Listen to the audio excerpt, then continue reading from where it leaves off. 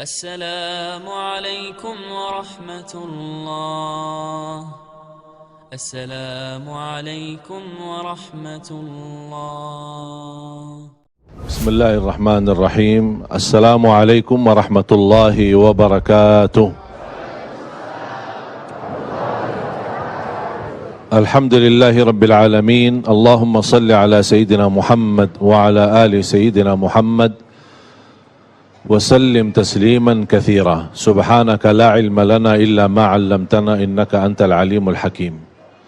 Para habaib yang saya cintai, para alim ulama, para kiai yang saya banggakan, yang saya muliakan, guru kita bersama yang sudah memberikan banyak ilmu buat kita semua. Memang luar biasa beratnya dan susahnya untuk menjaga lisan. Kita lebih merasa enak berbicara daripada memilih diam. Kita lebih menghabiskan waktu ngobrol daripada diisi dengan zikir. Bahaya lidah, dia bukan hanya menjadi pintu hati, bahkan bisa menjadi sebab terisi hati-hati dengan titik hitam. Titik hitam demi titik hitam demi titik hitam, sampai hatinya menjadi hitam. Tidak, la yunkiru munkaran wa la ya'rifu ma'rufan. Tidak akan mengetahui ma'ruf dan tidak membedakan antara ma'ruf dan munkar. Sangat bahaya lidah kita. Makanya Rasulullah sallallahu alaihi wasallam menggambarkan di hadis yang sahih, "Man kana yu'minu billahi wal yawmil akhir falyaqul khairan aw liyasmut." Ada dua pilihan. Kalau anda beriman kepada Allah dan hari akhirat, berkatalah yang baik atau diam. Berarti menurut saya, apalagi di masa sekarang, jauh lebih baik memilih diam daripada berbicara. Idza kana al-kalamu min fiddah fas-sukutu min dhahab. Kalau berbicara itu dinilai seperti nilai perak, tapi jauh lebih mahal berdiam karena nilainya seperti emas. Karena sangat membahayakan, bukan bisa menyakiti perasaan orang lain, bukan bisa membahayakan hati kita, bahkan bisa membawa kita masuk neraka. Rubba kalimatin yaquluha qail la yulqi laha balan min sakhatillah tahwi bihi fin nari 70 kharifa. Bisa saja seorang berbicara, tapi dia tidak menilai dan memperhatikan perbicaraannya, mendapatkan kemurkaan Allah gara-gara perbicaraannya itu, dan masuk neraka 70 tahun. Satu kata bisa membawa kita masuk neraka. Bagaimana kalau kita dari pagi sampai malam suka menjelekkan orang, menghina orang, gosip orang, fitnah orang, apalagi orang yang dibicarakan itu adalah ulama. Hati-hati. Ulama adalah pewaris para nabi. Kalau ada ulama yang bersalah, kita punya sikap dan kewajiban menutupi kesalahannya. Kalau tidak bisa membela, paling tidak menutupi aibnya. Ini ulama, kalau sudah rusak nama baik mereka, na'udzubillah, jangan kita terlibat merusakkan nama-nama baik mereka. Mengapa kita berusaha menutupi aib orang lain? Supaya kita ditutupi aib kita oleh Allah subhanahu wa ta'ala. Man tatabba'a awrata akhihi, tatabba'a Allahu awratah walau fi jawfi baitih. Barang siapa yang suka mengikuti aibnya orang, akan Allah membuka aibnya walaupun di dalam rumahnya sendiri. Jamaah sekalian yang dimuliakan Allah subhanahu wa ta'ala, banyak pesan-pesan Allah di suratul Hujurat. Saya nasihatkan anda semua kalau nanti pulang, buka Al-Quran suratul Hujurat. Banyak nasihat-nasihat, moral-moral, akhlak-akhlak untuk mendidik kita kalau kita bisa belajar dan kita praktik. Allah subhanahu wa ta'ala berfirman, A'udzu billahi minasy syaithanir rajim. يا أيها الذين آمنوا إن جاءكم فاسق بنبأ فتبينوا أن تصيبوا قوما بجهالة فتصبحوا على ما فعلتم نادمين. Allah subhanahu wa ta'ala menajarkan kita untuk bertabayun ketika kita didatangin berita fitnah, berita yang tidak jelas sumbernya. Hati-hati. Sama dengan posisi lidah adalah posisi HP. Ketika kita menerima sebuah berita, dengan mudah kita sudah membaca, tidak tahu sumber berita apakah benar atau tidak, langsung kita copy terus dipas dan dikirim. Itu yang saya sebut dosa jariah. Biasanya tahu apa? Sedekah jariah atau amal jariah. Ini dosa jariah. Apa itu dosa? Kalau sudah terlanjur kita menerima berita yang hoak, berita yang tidak benar, atau video yang tidak benar, atau video isinya maksiat dan dosa, terlanjur kita sudah lihat, udah cukup. Astaghfirullah wa atubu ilaih. Jangan coba-coba kita sebarkan dan kirim ke orang lain. Kalau kita meninggal dunia, apa yang kita sudah kirim, itu yang menjadi terbuka buku amal kita dan menalirkan dosa-dosa sepanjang video itu masih berjalan. Na'udzubillah min zalik. Cukuplah jamaah sekalian berbuat dosa kita, yang kita harap selalu diampuni Allah subhanahu wa ta'ala. Makanya jangan coba-coba kita menyebarkan berita, apalagi kita menggunakan lidah kita. Kalau kita tidak bisa berbicara baik terhadap teman kita, lebih baik kita diam.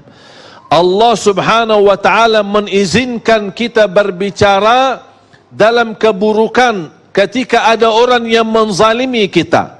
Contoh, kalau ada orang menzalimi kita dan persoalan kita sudah masuk sebagai kasus sampai ke mahkamah, di sidang, dipanggil, pasti ditanya dengan kasusnya terhadap si orang yang menzalimi, ambil harta kita, ambil hak kita, atau menzalimi kita. Pasti ditanya oleh hakim, bagaimana posisinya? Apakah saya boleh enggak bicara keburukan orang tersebut? Karena dia di dalam posisi menzalimi saya. Atau saya diam ketika ditanya oleh hakim, oh maaf pak, saya enggak berani ngomong karena saya takut dosa. Terus gimana mau diselesaikan masalahnya di mahkamah, di depan hakim? Allah di hal ini mengizinkan. La yuhibbullahul jahra bis-su'i minal qawli illa man zulim. Allah tidak suka orang-orang yang berbicara buruk terhadap orang lain, kecuali orang-orang yang pernah dizalimi. Kalau ada orang menzalimi kita, orang-orang menyakiti kita, kita berhak membela, kita berhak berbicara, tapi tidak boleh berlebihan. Artinya ketika kita ingin membalas, ingin menyampaikan, ingin menolong hajat-hajat kita kepada hakim atau kepada orang-orang yang bisa membantu kita, tidak boleh menjadi di posisi dizalimi, menjadi orang yang menzalimi. Makanya kata ulama, lebih baik kita tidur dalam keadaan dizalimi daripada tidur dalam keadaan menzalimi. Lebih baik kita dihina, kita dicaci maki, kita difitnah, tapi saya berusaha menjaga lidah. Termasuk amal kebaikan, bukan hanya membawa keburukan, kebaikan-kebaikan, amalan-amalan salih yang kita lakukan, gara-gara lidah bisa menjadi hanus amal kebaikan kita. Bisa sia-sia amal-amal kebaikan kita. Kalau Allah sudah menanugerahkan kita beramal salih dan tidak ada yang tahu, jangan menjadi kebiasaan suka mencerita kebaikanmu saat anda melakukan kebaikan itu sendiri. Contoh, suka tahajud? Langsung jawab suka. Besok pagi kita ketemu teman pas di kerja, teman kita melihat, aduh, kita ngantuk. Kenapa? Saya tadi malam capek, sepanjang malam salat malam. Kenapa cerita? Kalau sudah melakukan kebaikan, apalagi di saat tidak ada yang tahu, tidak usah kita ungkapkan. Sebagaimana kita tidak berani mengungkapkan dosa kita, ada enggak yang biasa bisa ketika malam hari dia berdosa, besok pagi dia ketemu teman, aku semalam dosa. Berani enggak? Kenapa? Malu kan? Sama. Kalau Allah sudah menganugerahkan kita bisa beramal salih sembunyi, jangan dibukakan. Tapi kalau ada orang tahu kebaikan kita, tapi bukan kita yang cerita, itu tidak masalah. Itu tidak mengganggu, tidak mengurangi pahala kita.